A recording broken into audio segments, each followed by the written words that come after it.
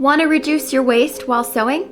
Well, here are 15 easy, actionable tips to help you reduce your waste, save time, and get the most out of your materials. Hi, I'm Victoria, and on this channel, I share sewing tips and projects tailored for travel and adventure enthusiasts. Today, I'm excited to share with you 15 practical tips that will not only help you sew more sustainably, but will also enhance your efficiency and creativity. Now stick around to the end because some of these might surprise you and could transform the way that you approach sewing. Now I've broken this down into 3 separate categories to make it a little bit easier to digest.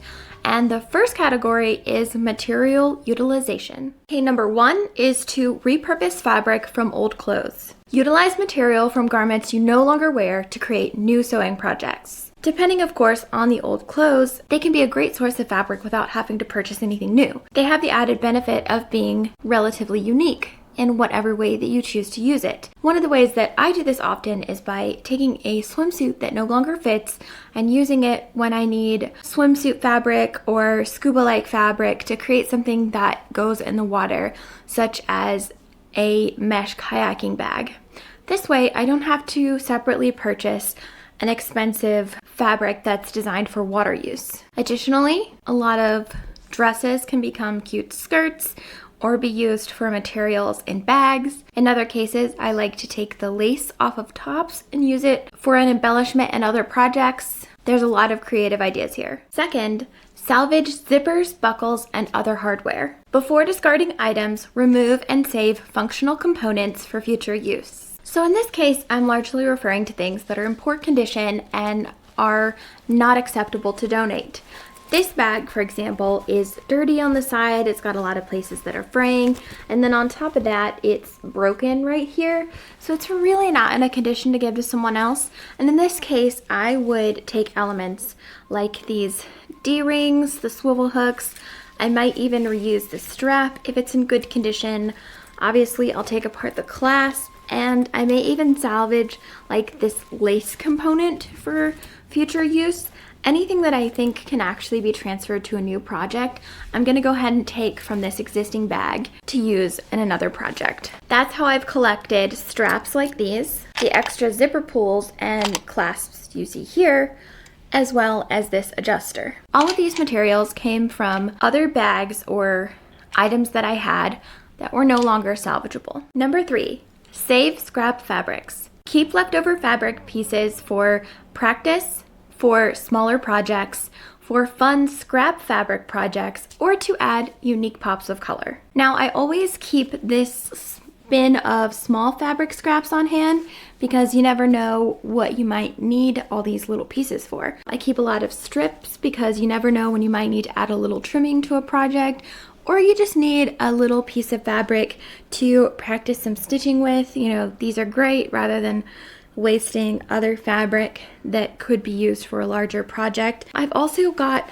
little strips like this that, you know, maybe I don't want to use this for a whole project, even if I had it, but this could be a nice like edging to something and make it really unique because like, I mean, where do you even get that? So I just sort of collect all these little pieces in this bin so that I have whatever I need at any point in time, and that way it doesn't go to waste, especially when I just need something really small. Now I also keep this large bin on hand for larger scraps of fabric.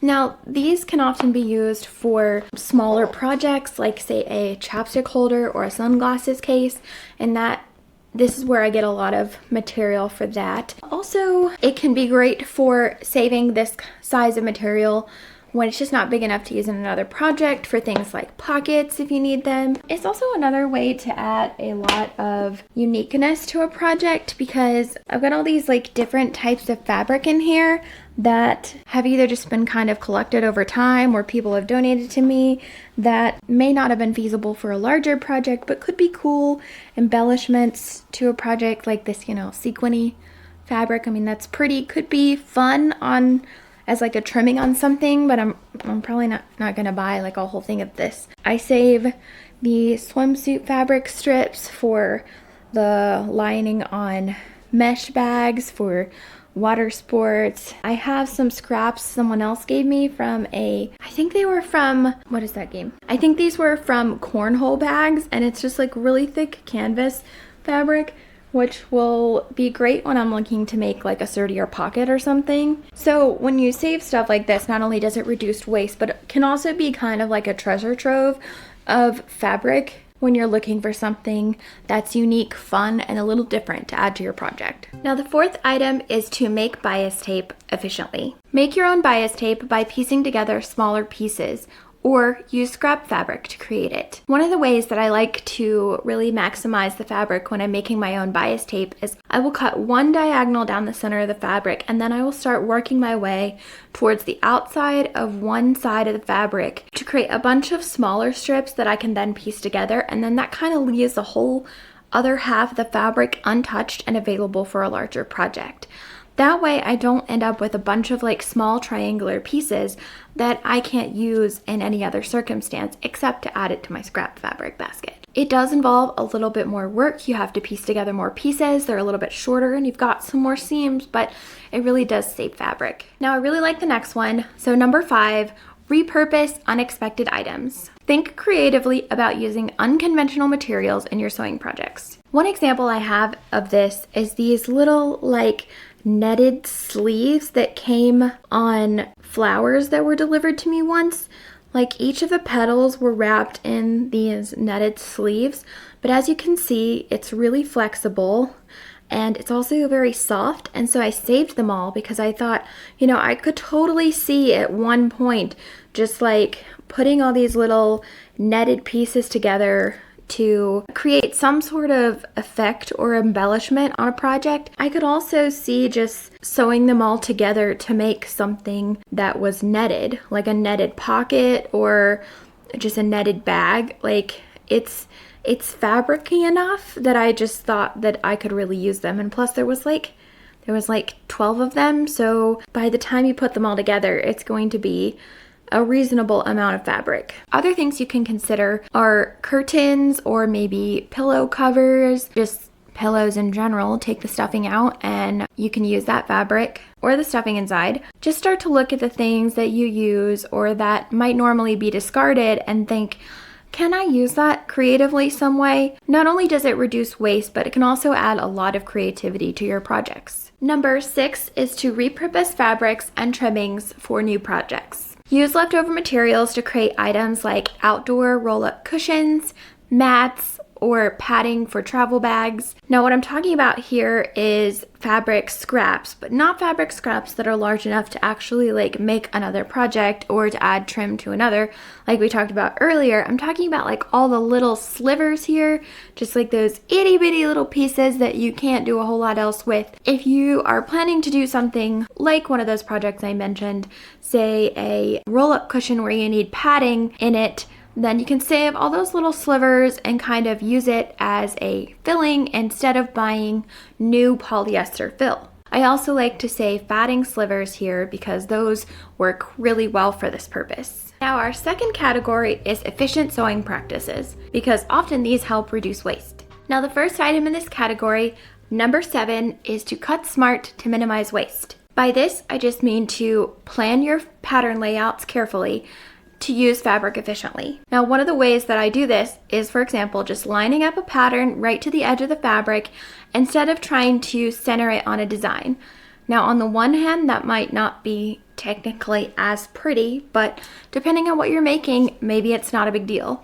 I personally just don't like wasting the fabric that would be lost if I tried to center my pattern piece on a design of the fabric rather than just utilizing as much of the fabric as possible. Number 8 is to combine sewing and finishing all in one step. If you have one, use an overedge stitch with an overcasting presser foot to sew and finish edges simultaneously, reducing the need for extra seam allowance. Number 9, press your fabric before starting. Reduce the need for trimming by ironing your fabric before cutting, which helps ensure accurate measurements and proper alignment. Number 10, take your time to avoid mistakes. Careful sewing prevents errors that could lead to wasted materials. I've actually been guilty of not doing this a lot. When you make a mistake and you end up having to seam rip a lot, it can damage the edge of the fabric, and that might mean that you have to trim more. Sometimes it's impossible to get it apart and you have to start over. So the more that you take the time up front to try to avoid mistakes,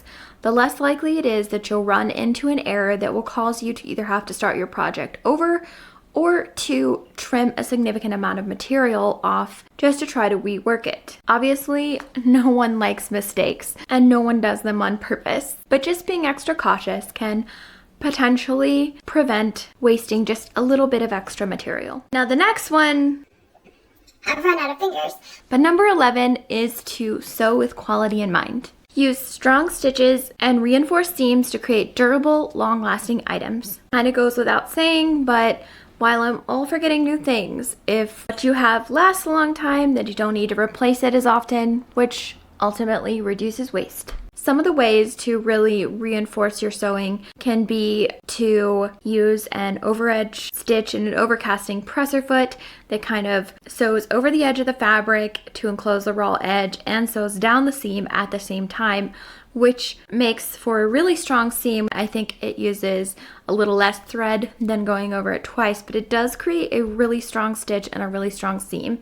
Another thing is to reinforce your stitching with back stitches at the front and the end of your projects. Also, use stabilizer when necessary, even though that adds a little bit more material. If it's going to help your item last longer, then it's worth it. Number 12 is to be mindful of thread waste. Start and finish your sewing lines efficiently to minimize excessive thread usage. Now, what I'm talking about here is when you start your sewing line, you know, the thread that kind of hangs out the back. Just be conscious of like how much thread is hanging out the back before you start your seam. Also, keep in mind how much thread is left at the end when you cut it off. You only really need to leave like an inch or two there to be able to cut the fabric off. When I'm trying to use the thread cutter on the back of my machine, I'll pick the fabric up and try to get it, you know, as close to it as possible.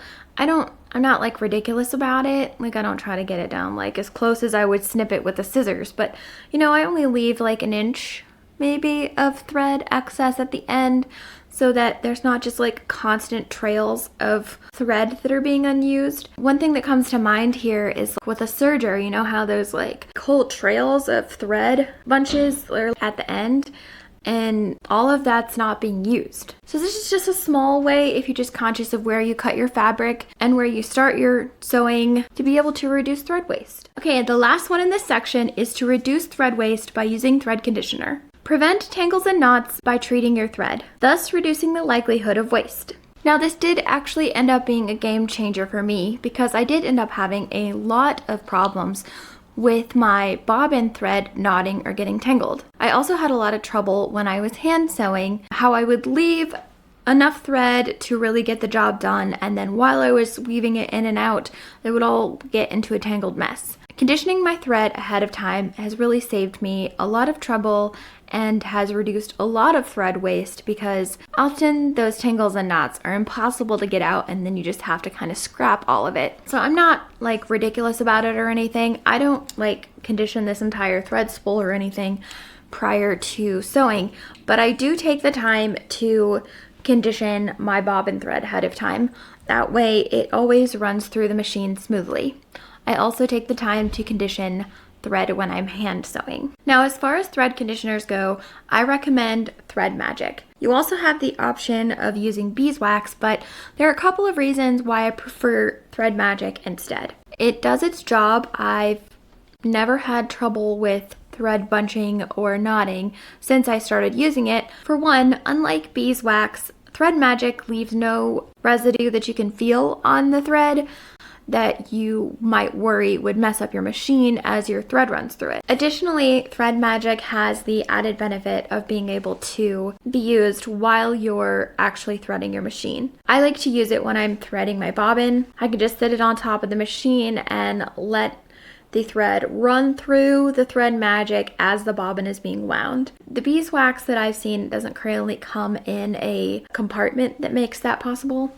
Additionally, I've also heard that beeswax, it's a little bit more It's a little bit more gooey, and you might have a little bit more concern if you're trying to run it through your machine. Now, Thread Magic can be a little bit more costly up front, but I think it's well worth it. And also, you're unlikely to have to replace it anytime soon. I've had this for years, and as you can see, there's still plenty of material left. I've only used a few lines, and I typically run like my thread through the same line in here like many times, and so there's plenty of material or glue or whatever you want to call it in here left. It's not only like great in terms of you actually get your money's worth, but I don't see you having to get another one anytime soon unless you lose it. So if you're interested in getting some Thread Magic, I highly recommend it. I'll put a link to it in the description below.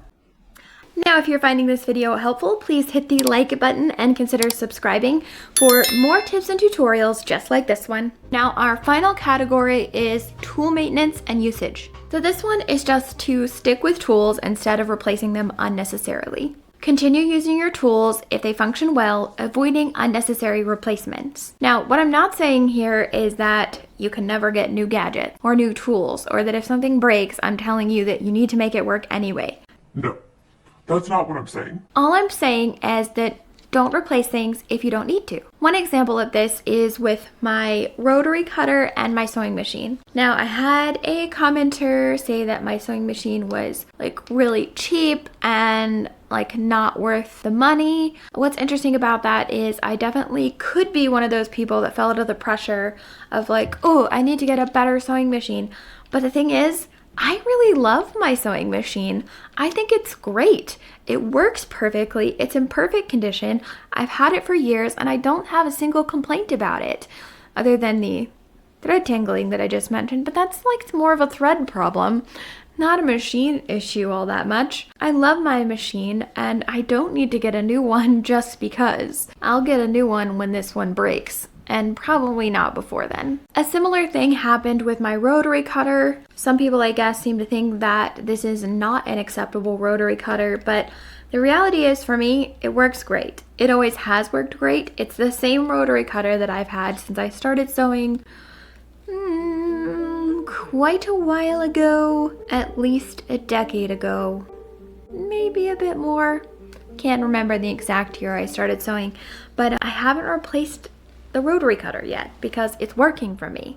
I don't need to. Now, I did get a pack of 5 replacement blades about 7 years ago, and to be honest, I've only used 2, and that's just natural. You know, things dull over time after you cut a lot of material, but the actual like tool itself, it's working fine. So all I'm saying here is that if it's not broke, maybe it doesn't need replaced. If you want to, that's fine, but this is a way that you can keep things out of the landfill. And last but not least is just to extend the life of your tools. Use tools only for their intended purposes, such as reserving fabric scissors and rotary cutters for fabric only. Just be mindful of how you use your tools to extend their lifespan. Now, I am a little guilty of not doing this myself. I do often use the rotary cutter when cutting out my paper patterns, just because it's a lot easier to maneuver around the curves and get a nice clean cut, but this does reduce the life of the blade and dull it a lot quicker. Now, thankfully, it only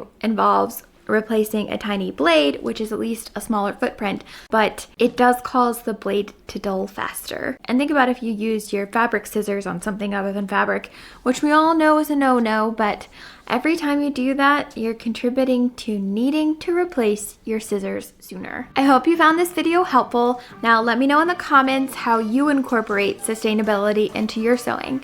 And don't forget to check back each week for more sewing tips and projects. Prevent tangles and knots by treating your thread. So number 6 is to reuse. What is it? Now our first category is going to fall under material category. Whatever. Now the first category is